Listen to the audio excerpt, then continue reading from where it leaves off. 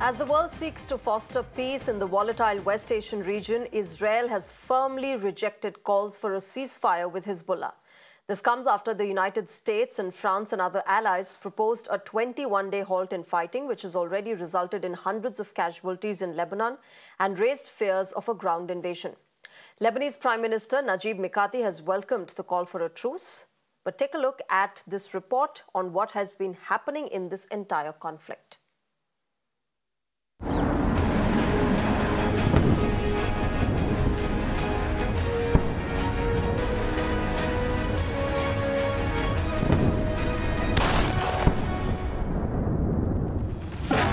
It began with pagers and walkie-talkies. Then, multiple missiles, projectiles, including rockets, launched by Hezbollah. Israel further retaliated, and now the violence does not seem to stop. More than 600 people killed so far, and thousands injured.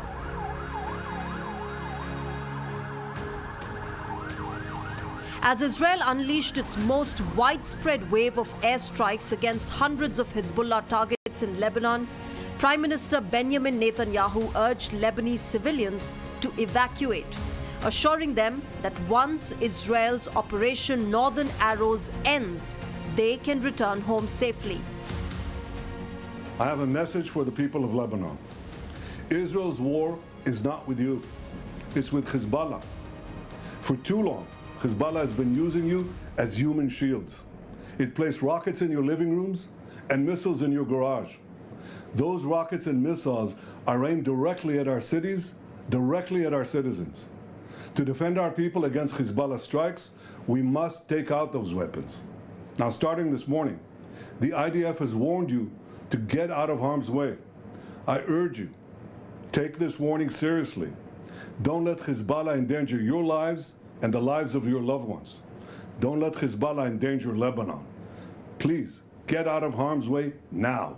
Once our operation is finished, you can come back safely to your homes. Even as United States and its allies proposed a 21-day ceasefire along the Israel-Lebanon blue line, the demarcation line between the two countries, to allow parties to negotiate towards a potential diplomatic resolution, Prime Minister Benjamin Netanyahu has rejected the plan. שומעים את המטוסים כאן למעלה, אנחנו תוקפים כל היום, גם כדי להכין את השטח לקראת האפשרות של הכניסה שלכם, וגם כדי להמשיך לפגוע בחיזבאללה. חיזבאללה היום הרחיב את מעגל האש שלו, בהמשך היום יקבל מענה חזק מאוד. אתם תתכוננו. The escalation marks the deadliest attack in Lebanon since 2006. Some of the heaviest cross-border fire exchanges in almost a year of the conflict are being witnessed, as the focus now rests on northern and southern borders. والله كان صعب كثير يعني عرف شو انا زمطت من تحت الانقاذ يعني على بعد شي 10 امتار قصفوا بنايه حد مني واجا شظايا على بيتي عرف شو هربت بالليل.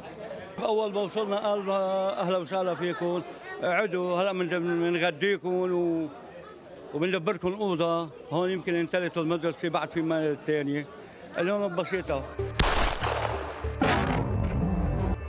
As United Nations Human Rights Office said it was extremely alarmed by the sharp escalation of hostilities, Turkish President Erdogan met with leaders of Greece, Germany, Kuwait and Iran, as well as the chief prosecutor of the International Criminal Court at the UN General Assembly in New York. He urged Iranian President Masoud Pezeshkian that steps towards peace should be taken and that Israel must be held accountable. West Asia is clearly amid a deeper crisis and fears of a full-blown war loom large. An immediate ceasefire is the only solution, but with all sides unrelenting, that seems like a far-fetched desire. Bureau Report, Mirror Now. All right, on the broadcast, I'm joined by Adam Scott Bellows, CEO, Israel Innovation Fund, Ray Locker, journalist and author based in the United States, also joins us, as well as Professor Madhav Nalapat, geopolitical expert. Good evening. Namaskar to all of you. Let me begin with you, Adam. this was a 21-day ceasefire that was proposed by US and its allies. The very obvious and the simplest question in this entire conflict is why has Israel rejected this ceasefire plan? Well, I guess I would have to answer your question with a question, which would be, why wasn't a ceasefire plan towards Hezbollah proposed on October 8th when they started firing rockets indiscriminately against Israel with no provocation? I find it very interesting that every single time Israel responds to being attacked and responds to decimating the enemy in which that is attacking her, constantly the international community wants Israel to engage in some type of a ceasefire. I think it's absolutely ridiculous that the international community, after a year of Israel being attacked on all fronts, would suggest that a ceasefire would be appropriate at this time, especially given that Hezbollah is the occupier of the Lebanese people, just like the Islamic Republic is the occupier of the Persians. So I do find it a little ridiculous that the first thing off the bat is, why would we reject this? 10% of Israel has been scorched. I mean, Hezbollah has indiscriminately killed women. But can I also come in at this moment, Adam, and ask you that this is as per senior US officials who suggest that both sides were talked to and negotiations were done before the ceasefire proposal was brought out publicly?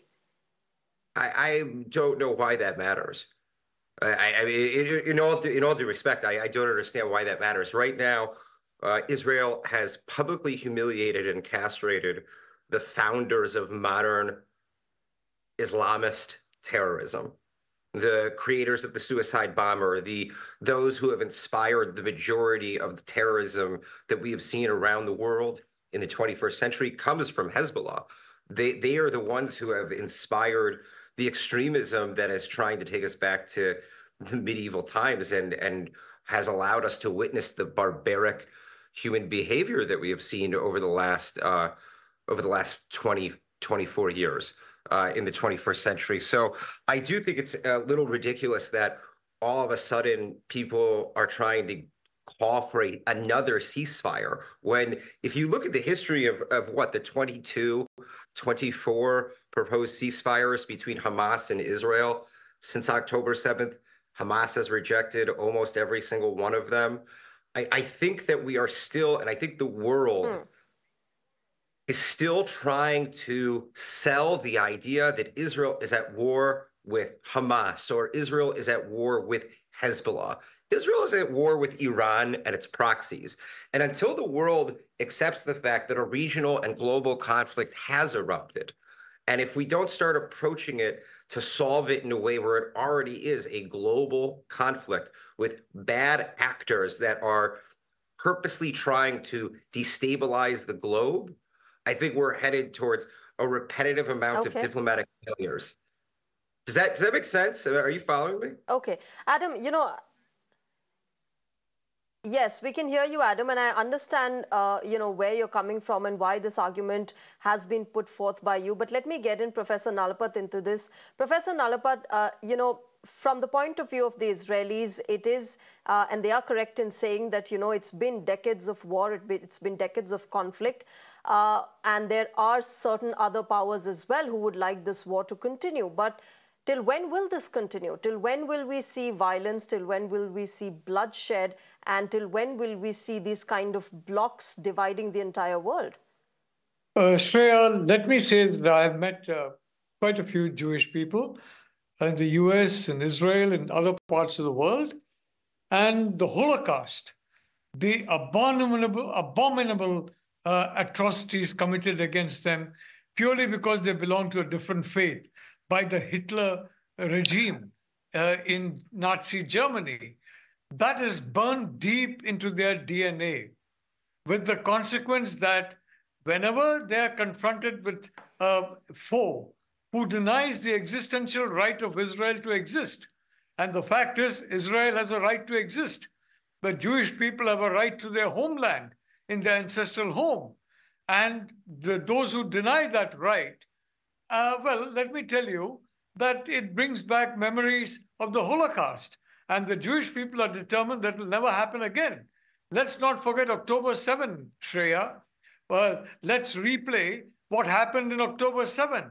The cruelty, the massacres, the raping of women, the slitting open of babies, all that is reminiscent of Nazi Germany, what they did to the Jewish community, and of course to the Roma community and other enemies of theirs in the territories that these creatures were in charge of. So I want to say one thing very clearly, Shreya. Don't expect the Jewish people to look upon October 7 as just another terror incident. It brings back memories of the Holocaust, and it activates all those defensive mechanisms that they have built into their DNA as a consequence of that. Let me tell you one thing, Shreya. Iran has made not Iran. The Persian people are a glorious people. So are the others in Iran. The Khomeini's regime in Iran, they have made a huge mistake, frankly, in denying the right of Israel to exist. Any entity, any country that denies the right of Israel to exist will obviously excite that particular bit of DNA. And that is what we are seeing play out now. You know, the military wing of Hamas, as I see it, I am to some extent, yes, I am a security analyst. And and that is true. There's no question about it. As far as geopolitics is concerned, I'd like to say that the military wing of Hamas is now horribly degraded, and existentially, Israel would like to degrade the military wing of Hezbollah, both of whom are parts of the ring of fire that the clerical regime in Iran has tried to establish around Israel. And I can tell you that they will not stop until they have dealt with Iran as well. There's no question about it. Yemen. Why is Yemen not so much a target of attack? Many would say, but the point and they is would very quote simple, Mahatma Shreya. Gandhi saying that You an can eye for an eye would make the whole world blind. You can understand what their feelings. You know, many argue, Professor Nalapat, their feelings are very, very deep. And this is causing this kind of activity to destroy the ring of fire before it destroys the Jewish people in a second Holocaust, which God forbid, it should never, never be allowed to happen. And all of us, I think, should be very emphatic that the Holocaust, that horror of the Holocaust, should never be repeated on any country, on Professor any Nalapat, people, ever again. Yeah. Professor Nalapat, you know, many would say that, an eye for an eye makes the whole world blind, and that's what the argument has been. What would you say then to the civilians who've been reportedly killed in Lebanon, who've been killed in, Palestine as well? Look, Shreya, the fact is Hezbollah and Hamas do not recognize the right of the Jewish people to exist. You look at the charter of Hamas. It's there in the charter. You implicit in the charter the Jewish people have no right to exist. I mean, what is the difference between this and what was propagated in Germany in the previous century, the first half of the previous century? Nothing. Hezbollah denies the right of the Jewish people to exist. I mean, this is absurd. Supposing somebody denies the right of we as Indians to exist, we are going to take it as an existential threat, and we are going to use whatever we have. The fact is, the Lebanese people, the people of Gaza, the people of Iran, all these different countries, they need to understand that these small groups that call for the extinction of the state of Israel are only causing misery and absolute, utter, eventually destruction on them.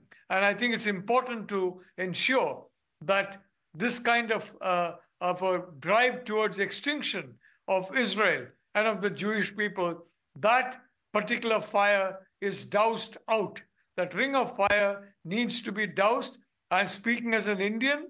Okay, I'm so speaking as it someone is who's clearly, of course, looking at it neutrally you know, and a very as objective Israel and manner. many others argue that this is a question of their survival. Professor Nalapat, let me get in Ray Locker on this. Ray Locker, you know, several observers argue that while America does keep suggesting that this war should end, that the violence and bloodshed should end, it's not doing much on ground to actually implement that sort of a plan because its arms sales are still going on. Just a month back, there was a $20 billion arms deal that was approved by the United States administration for Israel. So that sort of hypocrisy is always being talked about when it comes to the United States speaking about ending this war. Well, what do you expect the United States to do? I mean, Israel has a right to defend itself. It has the money to buy arms. We're going to sell arms to Israel. Maybe somebody else wants to sell arms to Israel too, but the Israeli defense system is built on the framework of U.S. military supplies. So it doesn't make sense for them to get it from somewhere else. And I mean, Israel needs to defend itself. There's not a whole lot of difference between what I feel and what Adam and the professor feel. I mean, Hezbollah and Hamas started this. Everybody knows that Israel will defend itself. Everybody knows that sometimes Israel acts like a bully in its neighborhood, but it has to because it gets attacked all the time. And Hezbollah has been a destabilizing force in Lebanon for decades. I mean, when you hear about what the Lebanese president wants or prime minister, it doesn't really matter because in that part of Lebanon, Hezbollah calls the shots. And, you know, they keep firing rockets into Israel. And it's good that Israel has the ability to defend itself with the Iron Dome system supplied by the United States. But they're going to keep doing it. The only reason the U.S. calls for a ceasefire but doesn't stop the arms is because all of this killing looks bad. They don't want it to get worse, but they don't really want to stop Israel from being able to defend itself against two notorious terrorist organizations who, if they were in control, would drive their countries back into the Stone Age, just like you see in Iran with the abuse of human rights for women and everything else. And so if that's what people want in that part of the world, well, they're not going to get much help from the United States. Okay. Adam Scott Bellows, then let me understand from you, for Israel, when does this end? When does this entire conflict end? When does this end? At least from your side. Yeah, for us, for the Israelis, for those who want peace in the Middle East without Islamist terror, it ends when Islamism is eradicated from the Middle East, which is going to happen the same way National Socialism was eradicated from Europe. I think it's extremely naive to think that after October 7th, we would accept any form of ceasefire that does not also come with the unconditional disarmament and surrender of any of our enemies, of any of Israel's enemies. And I just have to say, I think that after what happened in Majel Shams in the Golan Heights, where those 12 children were killed, I was actually up there a few days after the attack and met with many of the families. And the thing that you realize when you look at the victims of the Iranian attack in May, the attacks in Hezbollah, the entire last year with Hamas, this really isn't about the Jewish state or the Jewish people or Israel or what many of the Islamists refer to as the Zionist entity. This is about an eschatological, apocalyptic idea, worldview of what the world should be. And at the end of the day, Israel is the country at the front line of that war, fighting it for the rest of the world. This can only end when the rest of the world admits that it's time to eradicate this ideology from the face of the earth, like they did National Socialism last century. Without that type of commitment, without Well, I just don't see this war or anything else ending anytime soon. And I do not think that Israel will allow the war personally to end if those goals are not complete. Because after what we've experienced. Okay. You said something. All right, Professor Nalapath. Yeah. Yes, we could hear you, Adam. Professor Nalapath, quick word from you, and then I'm going to wrap this up. You know, of course, Israel is dealing with terror groups like Hamas and Hezbollah, and we know the kind of violence that the country has seen, but we've also seen the other side also experience the same violence and the same bloodshed. In terms of India balancing it out, how do you see that happening? You know, Prime Minister Modi has a great relationship with Prime Minister Netanyahu. Adam, this is for Professor Nalapath. I'm sorry. Professor Nalapath, you know, PM Modi has a great relationship with Prime Minister Netanyahu. He's met with the Palestinian leader as well. How do you see India traversing this path forward? Look, India is taking a very clear stand in favor of harmony, in favor of peace, but peace without terror. And that is the important point. How can you have peace when you have terror? It's like a dagger at your back. You can't relax if you've got a dagger, you know, piercing your back. And that is the dagger of terror. Now, for example, Russia and China, I mean, they are now willing to accept that the Hamas military wing is more or less degraded. They will have to accept that the other groups that call for the extinction of Israel, their military wings will also have to be degraded.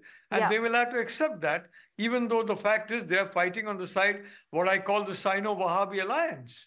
And unfortunately, because of events in Ukraine, Russia is now very close to China. This is the Sino-Wahhabi alliance. You've seen a particular mayor in the US. On the one hand, you got Turkey. On the one hand, he's got China. And these were his two favorite countries. That is what I'm saying about emblematic of what I've been speaking about and writing about for a long time. The Sino-Wahhabi alliance. It's Sino-Wahhabi and Khomeist, which I call the WK virus, the Wahhabi Khomeist virus. And this is the problem, Shreya. And the problem is India also, by the way, is a frontline state. And we have been fighting this. I've seen for myself in Kashmir, in Punjab, in the Northeast. I've seen for myself where the LTT is concerned, how they use human shields, exactly as what is being done today in Gaza and in Lebanon. They're using human shields. I saw the LTT use human shields. When I went to Sri Lanka, so India, of course, has had its own operation. experience with terrorism, Professor Nalapath. And therefore, we are striking that balance. We are walking that diplomatic tightrope. But I'll have to leave it there. Adam Scott Bellows, Professor Madhav Nalapath, and Ray Locker, thank you very much to all of you gentlemen for joining us on Mirror Now and sharing your perspective. Thank you very much.